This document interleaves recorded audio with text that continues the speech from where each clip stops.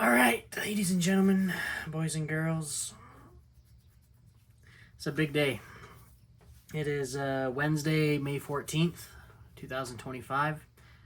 Just over a year ago, I started hiking the Appalachian Trail and finished through hiking it 4 months later.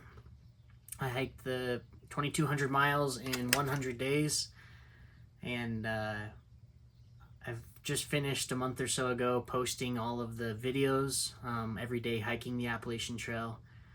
And I'm back in Utah at my grandma's house, down in the basement. I have compiled everything, as you can see. This is so exciting to me. I have compiled, all of the gear.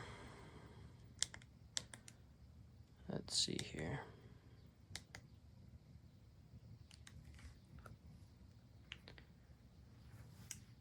You can see here, I put everything together.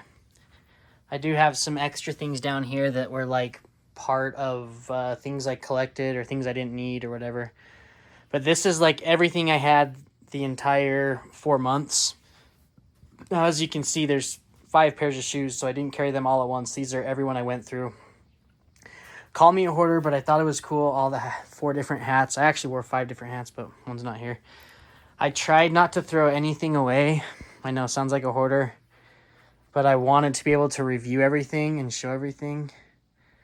So it is all here. Pretty crazy. Wanted to do this one on my iPhone because, let's see.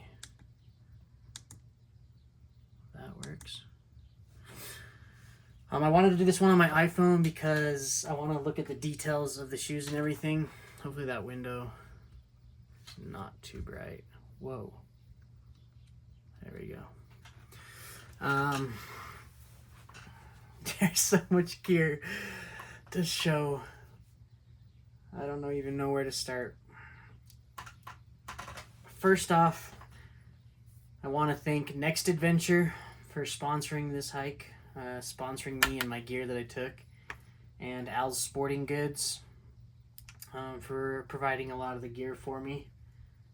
Also shout out to Climbworks. That's the company that I used to work for. I tagged them in a lot of the pictures and videos along the way. And then Wild Gear. Wild Gear's company out of Wyoming that also sent me some really cool gear and merchandise. So, yeesh. Sorry, this is so scatterbrained. I wish I needed to write it all down and rank everything. I can probably do that in the description later. Write down my favorites and whatnot. This is just a raw video of like first takes on the trail and my gear. I'll just go through everything. I know this is going to take a while. Give a quick summary about it, and then, yeah, there's so much. I'm going to take it all apart here. Let's just go everything over there real quick so I can show you what's up. All right. So, I started with these Salomon's X Ultra 4s. They were awesome. And I also, the entire time, had these Choco Chillo clogs. These right here, some of my favorite shoes for the entire trail. I started with these Salomon's and I went 250 miles until I got to my cabin in Tennessee, just past the Smokies. I think it was like 260 miles. And just because I had these, because Next Adventure sent me these pairs of shoes, I was like, okay, I'm going to try a new pair. So I ditched these after 250 miles. As you can see, they're in way good shape. This right here, this mark right here by my thumb, that's actually a bear bite. When I was in the Russell Field shelter in the Smokies, a black bear came into the shelter and took that shoe out into the field, and I had to chase it. It dropped it, and I kept the shoe, thankfully, so I could make it back down to my house. But pretty cool memorabilia there, the bite of the shoe. Bite mark. These Ultra Lone Peak 8s, I believe. these were the best shoe of the entire trail. As you can see the tread's like pretty worn out. But these went over 800, I think 850 miles. I wore them from Tennessee up through Pennsylvania. 850 miles, and I could still put them on right now and they'd be great.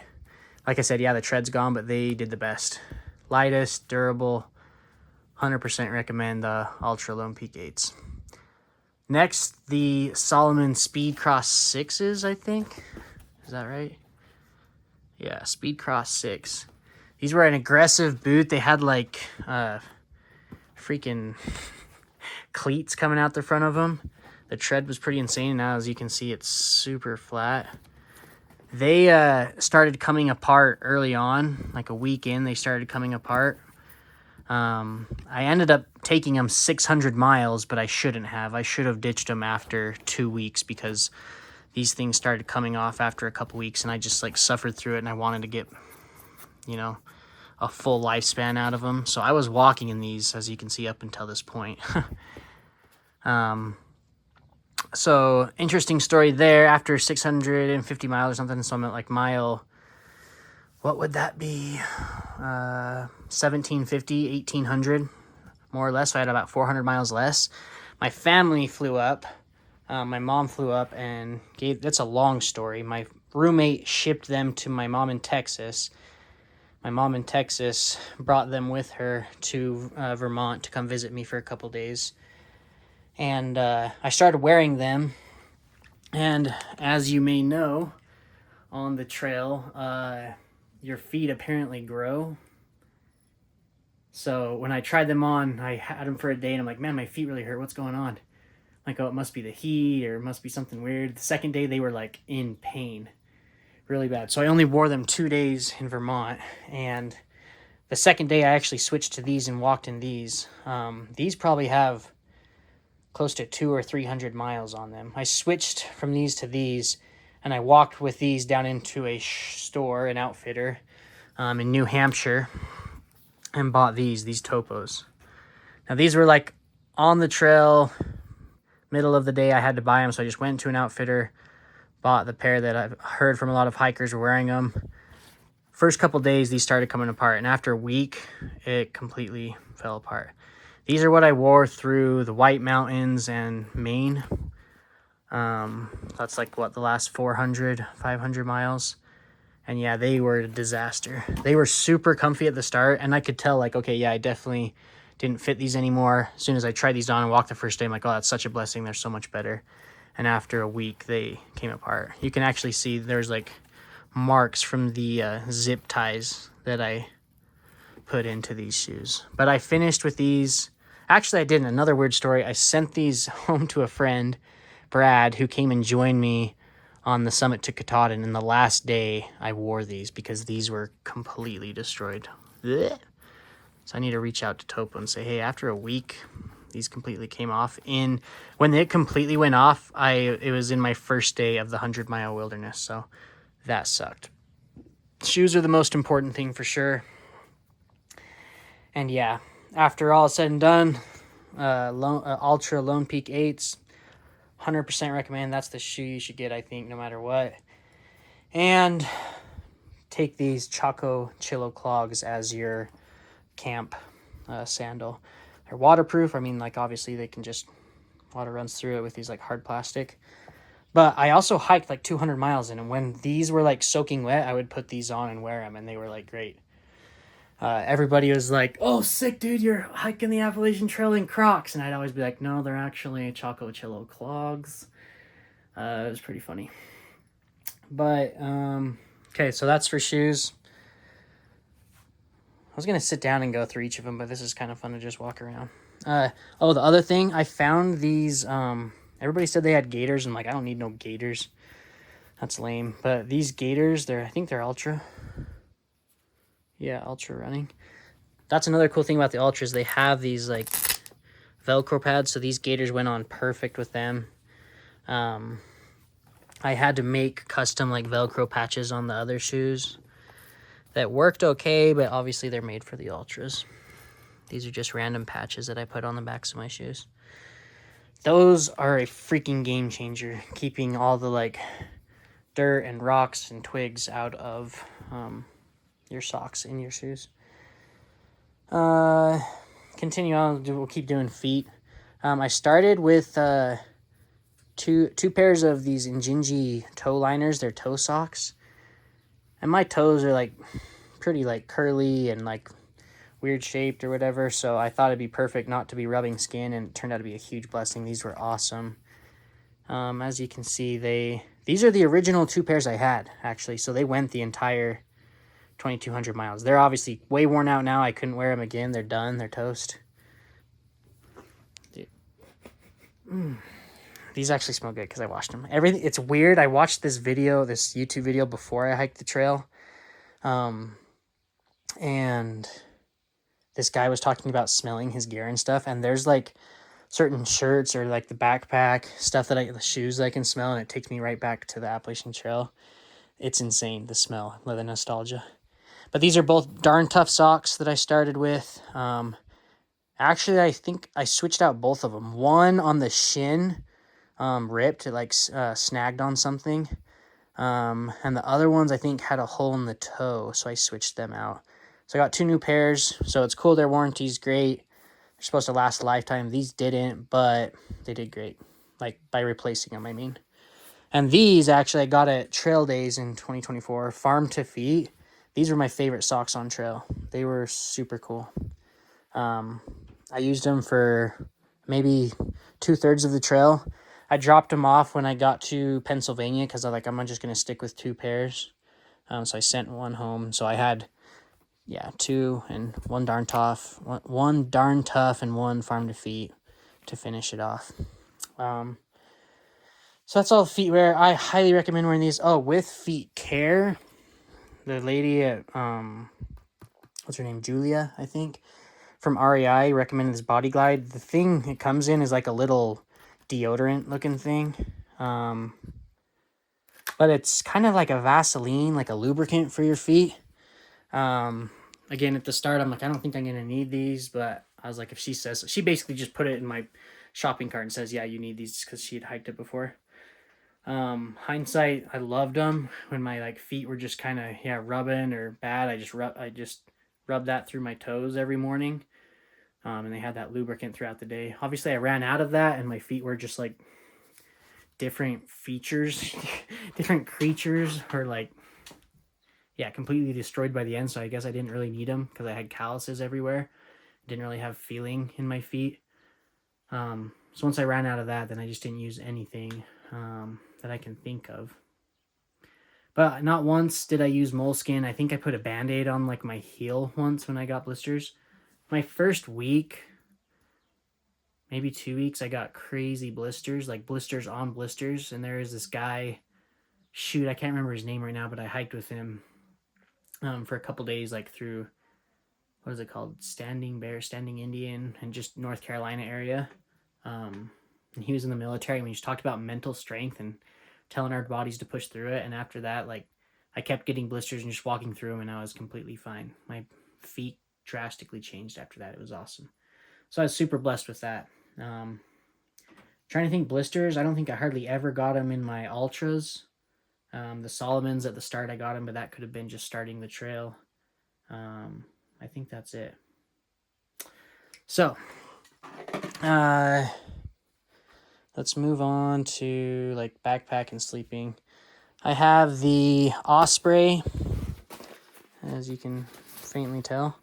Osprey Exos 58, so it's 58 liters. It was big enough for everything. I started the trail obviously with this brain and had it completely packed. I think my total weight was 36 pounds when I started, 35, 36. At one point at Uncle Johnny's in Tennessee, it got up to 40 pounds. And that was me like packing every possible snack at the hostel I could buy and filling up like, 3 liters or more of water. So 40 pounds was the most I had, and it totally did great with it. The first couple weeks, actually, I got like crazy, almost like chicken pox looking, like not kind of like a rash, but it's more like acne looking on my shoulders. I think that's just because my body was like, yeah, carrying 40 pounds every day for 100 days isn't normal. But I mean, it did awesome. I don't have really any complaints, I don't think. The water bottle features are awesome. You would just like tug on this and stick your water bottle right in there. Let me show you. You guys probably already know, but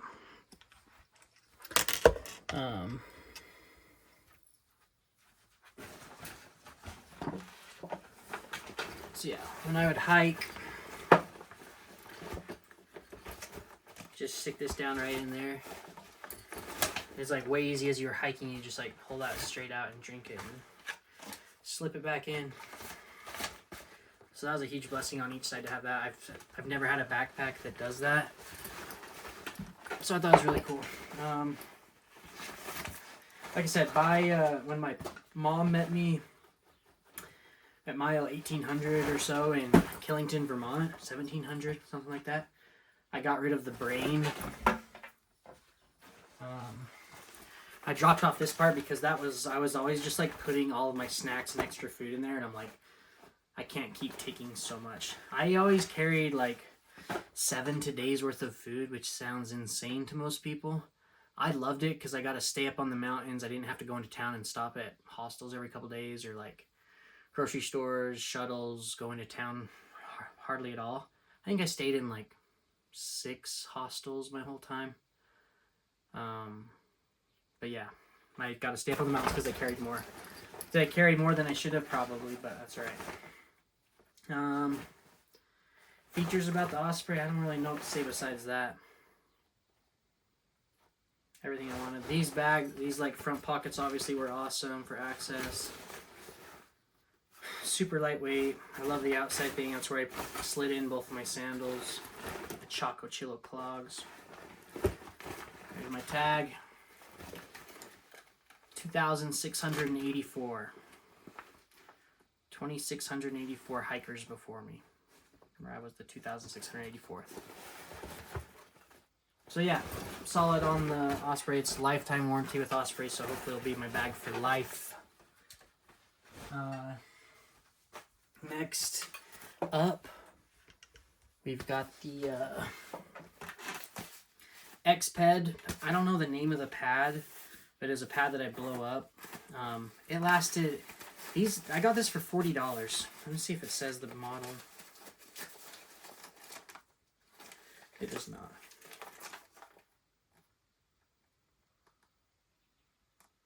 Ultra 3R. Anyways, I had this like little stuff sack. You can double this as like a bear bag for your food and smelly items to hang up. I think I did that a couple times. Whoa, that smells strong. Sleeping in that for 100 nights. How about that? Whoa. Anyways, I think most people that have these like inflatable ones that are super loud, they go through them pretty quick, like 30 days, and they have holes and stuff. When I got to Vermont, I noticed there's one little leak, so it has a little patch kit. I sealed it up, just like sprayed some soapy water on it, found the hole. It was so tiny, but it sealed it up and it was good. I could still use it right now, so that's freaking awesome, the pad. Huge blessing. It was comfy. Yeah, no problems with it. 10 out of 10 X-Ped. Nicely done. Sleeping bag. So, local company in Utah. I stopped by the recreation outlet in Ogden, Utah. Their brand. Oh, I can smell it. That's crazy. It takes me back. The brand is Wilderness Technology. This is their light 20-degree mummy bag. Not necessarily really lightweight, so also not heavy. 20-degree bag. I was never cold in it. Again, I started in May and ended in August, so I just had summer weather. Most nights I would have it open, or I would honestly just like zip it down and use it as a quilt, like a blanket, because there is some R value in my sleeping pad. So I would go with something even lighter. Again, if you're going to do it in the summer. This is so hard to explain because most people could start March or April and you're going to have way colder temperatures, so you'd want something more like this. But if I was to do it again during the summer, same dates, I would get something lighter, like a quilt. didn't need to be as warm. And I slept naked or in my underwear every night. So this was plenty. It was great though. Super durable and lasted the whole time. This. Grab a couple things here. Whoops. So my pillows, I started with a Wilderness Technology pillow that you just inflate. It had a hole pretty fast, and I kind of just used it for a month or more, and I shouldn't have. Actually, is that true? I think I used it for 2 weeks, and the whole time it had like a little leak in it. But I got this for free when I bought my other gear for Wilderness Technology. I think it was just a fluke. You could obviously patch it. I still have it. But yeah, it was all right. Pretty much similar to that was the, what is it called? Outdoor Vitals. Just another ultralight pillow, inflatable pillow. Same thing. This one started to deflate a little bit. And I just suffered, I guess. I used it to the end of the trail. I haven't patched it yet. I could. But Outdoor Vitals had a deal going on. They still might, where if you like subscribe to their newsletter, they would send you one of these pillows for free. I think you just pay shipping. So it was maybe like $5 or so. So worth it, obviously. Shout out to Outdoor Vitals. Then the pack cover I used was also Wilderness Technology. Next Adventure sent me this one. And I don't think it fit my bag correctly, and it kind of leaked through it. It was not the best. I found a Gregory one throughout the trail, and for some reason I didn't switch it out. I still have that one, and I'm going to use that. But pack covers I think are super nice. I did not have that much luck with them. Make sure you get the right size. A lot of backpacks come with them, so make sure you ask that. But yeah, this it got wet under. It didn't completely cover it, so it'd get like between my neck and where the pack was. Water would get in there and get it all wet. And then underneath, it almost like created a thing that held water, so it wasn't great. And then it would leak right into my pants or like my back, like the bottom of my back. So not great. But I would suggest getting one, because unless your backpack's waterproof, which I don't get why they aren't, then you're gonna have wet gear, which you don't want. This is like a little tarp. I actually had the tent that I have, I should just bring that up, is a REI Flash Air 2. My friend Ethan sold it to me. I think he got it at the garage, like resupply at REI. He sold it to me for $50 and it lasted the entire trail. There was some duct tape on it and bad spots. It looks like seaweed. It's like this black and greenish, dark greenish mossy color, and it would all get wet, but never inside was it wet, which is crazy, because there was like days where I'd be floating on water and the water wouldn't get inside. So highly recommend that. Who's Con? Sorry, Bennett. Anyways, the REI Flash Air 2, it was a 2-person tent, and there was plenty of times when people would join me on the trail, like friends and family, for the weekend. Probably like 10 times I slept in this with friends and family. Actually more than that. My dad came with me for 11 days and we slept in this most nights. So it's definitely worth having a 2-person tent for that regard. But also I think I would like having a 2-person tent, because I didn't really like to stay in the shelters or at hostels. I liked being on the top of the mountains where like there was cool sunrise or sunset, and sleeping in a tent was super nice. If it wasn't like clear skies and I didn't cowboy camp, this was money. And it was cool to have my bag inside and have the space to either eat dinner or kind of get organized, move stuff around. 1-person tent would probably be fine if you know you're going to be the only one sleeping in it, if your friends or family that join you are going to bring their own tent. So it was a nice benefit for my friends and family too. I carried this repair kit with me for the first couple 100 miles, and I was like, I don't need it, and I never did, so I'm lucky I sent it home. Like I said, I had a, what do you call those, footprints? Basically like a little tarp that goes under the tent. The one I had originally for my Flash Air 2 wasn't big enough. It was actually for like a 1-person. So it was kind of awkward. The edges where I needed it to be covered weren't. So when I got to Neil's Gap, I don't know how far in that is, 50, 60 miles, like on my 2nd or 3rd day, I found this and switched them out. So this was really cool. It was a perfect bottom for it to keep out this stuff. There's actually one night on trail I forgot to lay this out. And of all nights, it was with my friend Brendan Oxborough. Right before the Grayson Highlands, we went to this really cool boulder-looking campsite. And I guess, I don't know if I was in a rush or I was trying to cook dinner, set up the bear bag, and do this. Anyways, I just put the tent straight down. The next morning, I'm rolling it up, and I smell something nasty. I'm like, what the heck? I put the tent down on a landmine of poop. Human poop. So I was gagging there. Luckily, we had a bunch of extra wipes, and there was like a trailhead nearby with a garbage can and bathroom where we threw all those away, but it was disgusting. So this would have saved me from getting my tent poop on it. Ugh. All right, next up.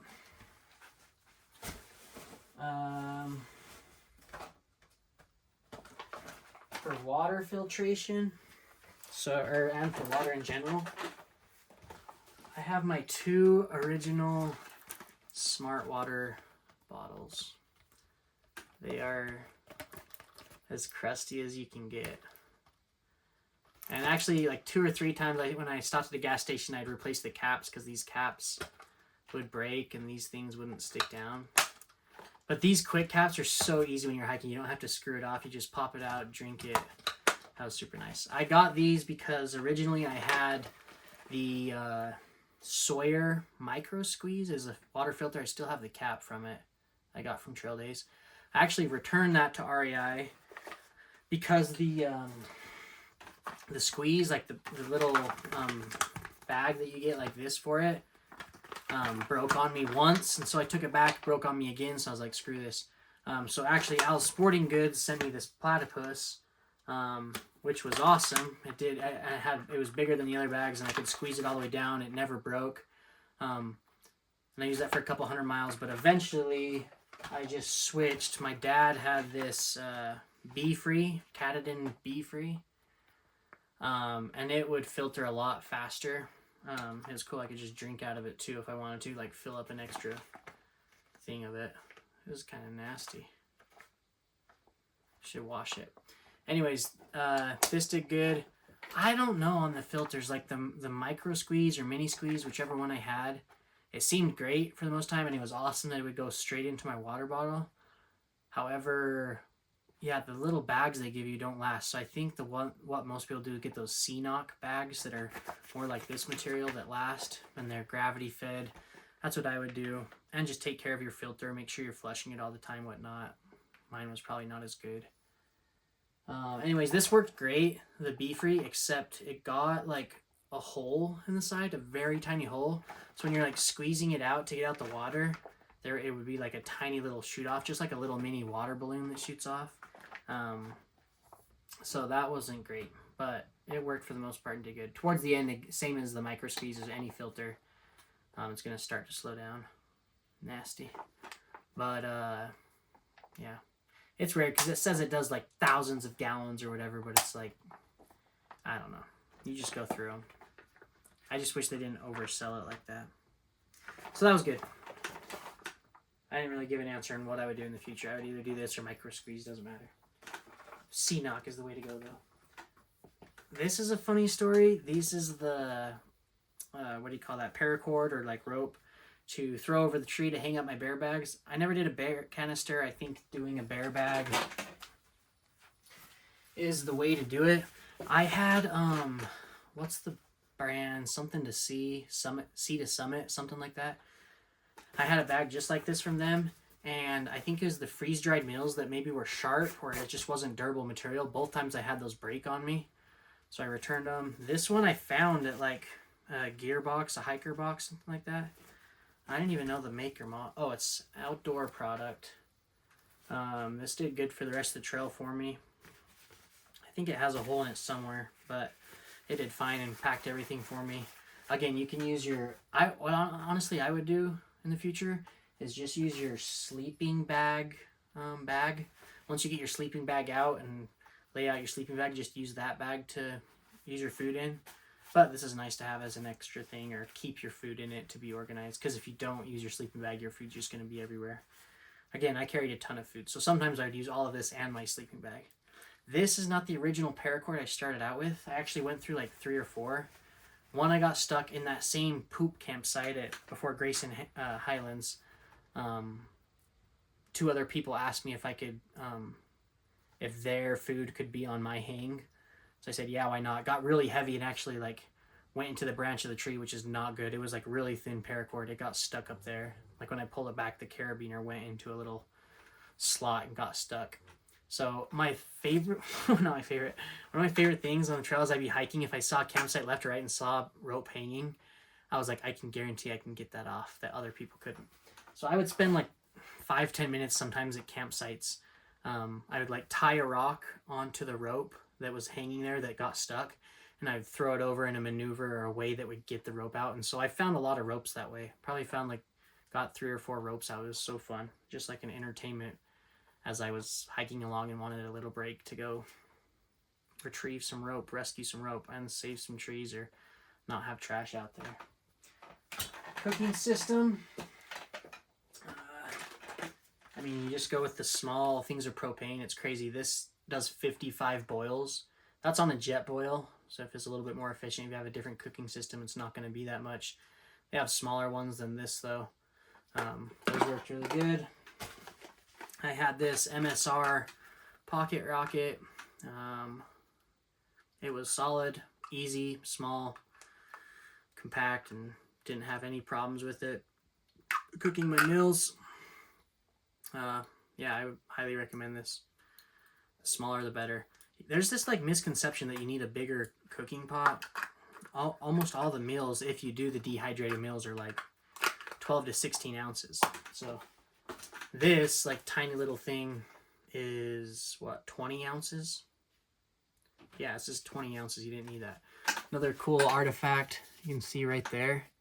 That's another bear claw or bear bite. When I was at that campsite in the Smokies at Russell Field Shelter, the bear also took my cooking pot. Must have had smells remaining in it because I didn't hang it up on the bear hang that night. So I got to keep this forever. That's pretty cool. I used this and my pocket rocket up until Vermont. Once I got to Vermont, I was like, screw this. I'm just going to, what's that called? Cold soaking. And eat dry food. So I didn't ever cook after that for my last like 500 miles, and felt like I didn't really miss out. Everybody says they miss out on hot meals or whatnot, but I just snacked like crazy. It was fine. Okay. What else we got here? I had these like little towels. One was kind of like a washcloth, just like a microfiber towel. This one was like a little cleaning towel or whatever. Microfiber as well. Those were nice to have. I think I dropped off both of them in Vermont as well. Oh, this is a cool artifact I haven't gotten out yet. It's like all related to the bear story.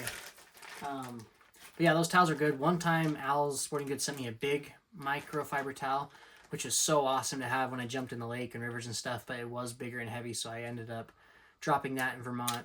Vermont was a big step for me because that was when my mom visited me 500 miles out, so that's like you're 3/4 of the way done. That was like my final stretch where it's like you feel like you're a professional. You feel like you know how to do everything, I guess, or you've got the experience under your belt. So that's when I dropped a ton of my weight and was probably under 30 pounds for the rest of my hike. This was the toilet paper I had in the Russell Field Shelter. And you can see, hopefully you can see the bite marks. It took that out. Or it's like teeth marks or claw marks. I don't know. I'm going to keep this toilet paper forever. The artifact for my kids and grandkids. When the bear came in and stole my stuff. Okay.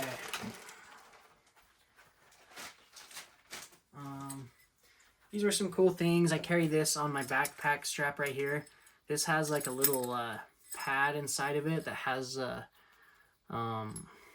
see if I can get it out. It has a bug, what do you call those? Repellent? Insect repellent?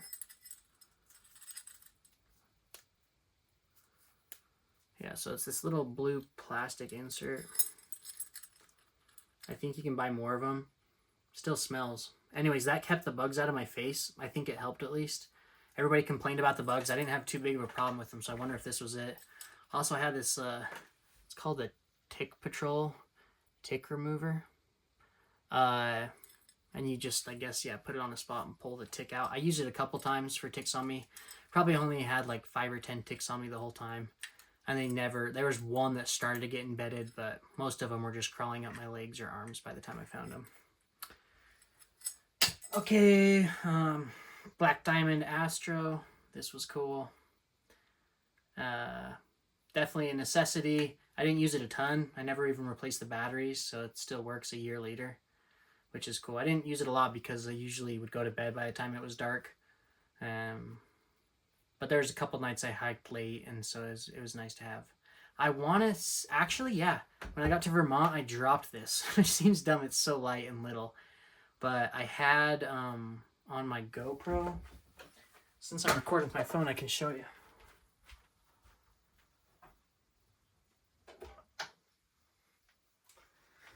On my GoPro, I have like the creator mod on it. So it's got this microphone. It's got this flashlight on it, which goes super bright.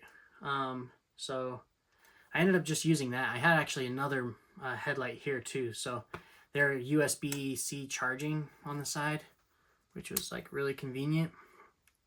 So I would just charge those when I charge my other stuff and never needed it. I want to add this to it. I brought my GoPro Hero 12, which I had a chest mount. That clip ended up breaking, and so on my trekking poles, I didn't actually use this mount because that's like big and hefty. What I used was this pole mount. I just screwed it onto right here and would walk with my camera right there, which ended up working as like a selfie stick, but is also cool to just hold like this and it would stay on that, so that was pretty convenient. That was just because my chest mount broke. The chest mount was really nice to have. These are my, I don't know how you pronounce it, lecky poles, trekking poles. I was kind of like a bum at the start of punk. I was like, I don't need poles, and thankfully to Ethan, this REI Flash Air 2, it comes with tent poles, but you can also switch out trekking poles for the tent poles. So every night I would just put these to a certain height, set them like this, and those were my tent poles, which were really cool. So they doubled down as that. I think it ended up being a benefit to have these, especially with the 35, 40 pounds I was carrying. I got used to having these as like 2 extra feet. So would recommend the trekking poles. These are aluminum. They were like, I swear, like 70 or 80 bucks. And some of my friends got some on Costco for like 40 bucks, I think.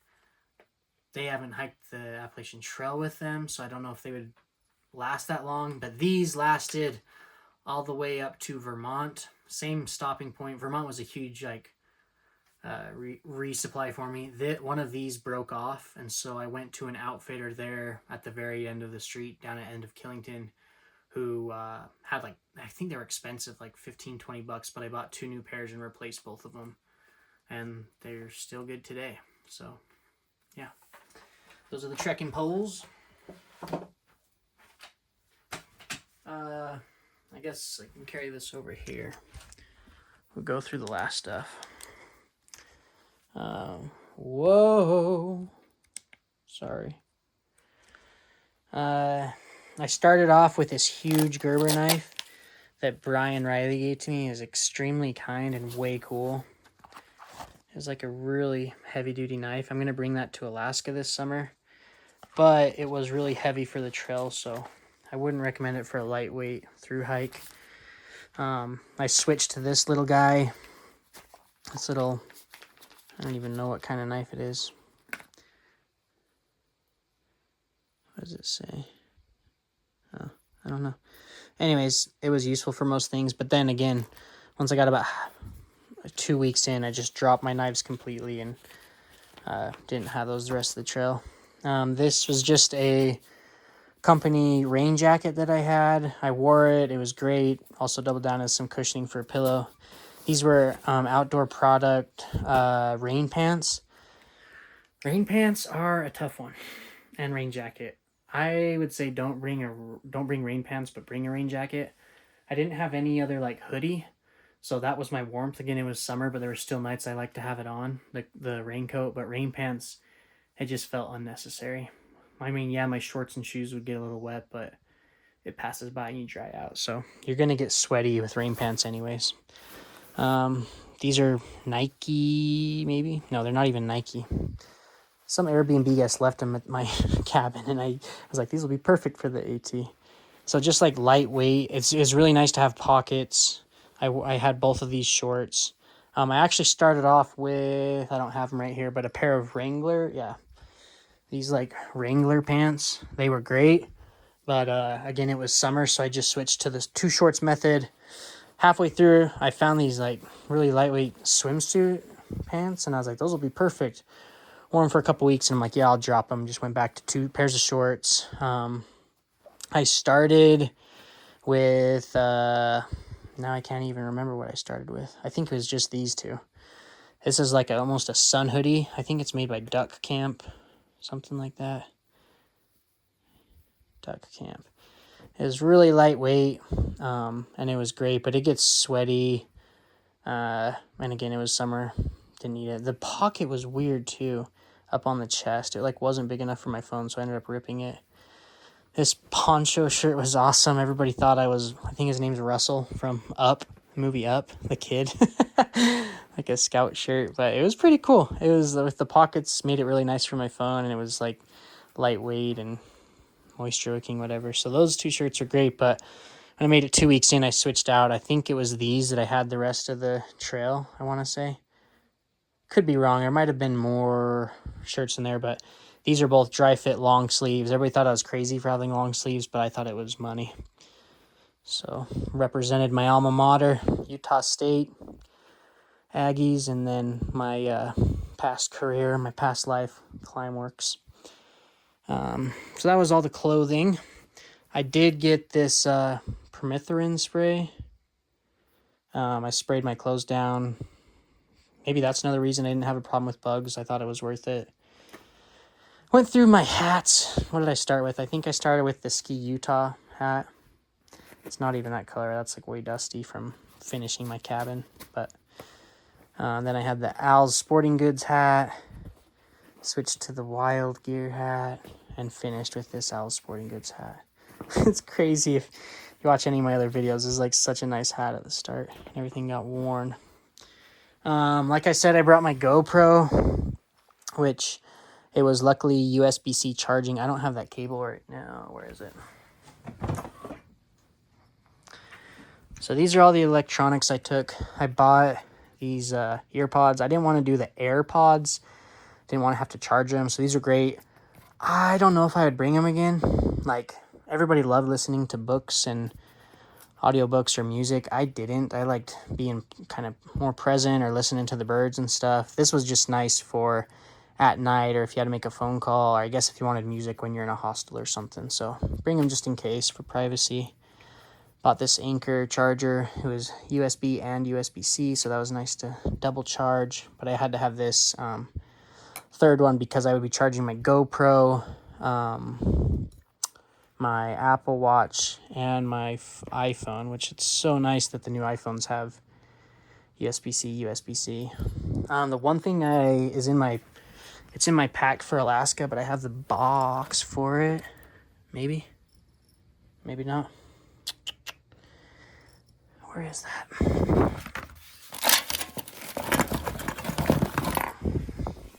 This was the BioLite Charge ADPD. It would do like 5 iPhone charges. So that was nice to charge everything.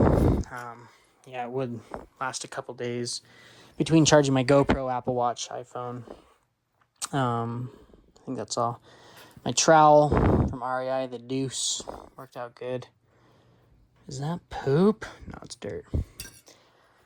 And then sunglasses. Al's Sporting Goods sent me these awesome Pit Vipers. Those were nice to have. I'm not a huge sunglasses guy, but they were definitely useful some days. I ended up finding in New Jersey these Ray-Bans on the road and used them. Found this somewhere at a hiker box. But both of these things I sent home. So there's stuff that I took and left and whatever. That is a lot to go through. Summary. Chaco Chillo clogs were the best, along with the Ultra Lone Peak 8s. This was the thing I was most surprised about, were these gaiters. I had no idea they would be that nice, and I talked crap on them before. The Injinji toe socks were a game changer. My feet were amazing the whole time. Farm to Feet, loved these socks, but Darn Tough's awesome as well.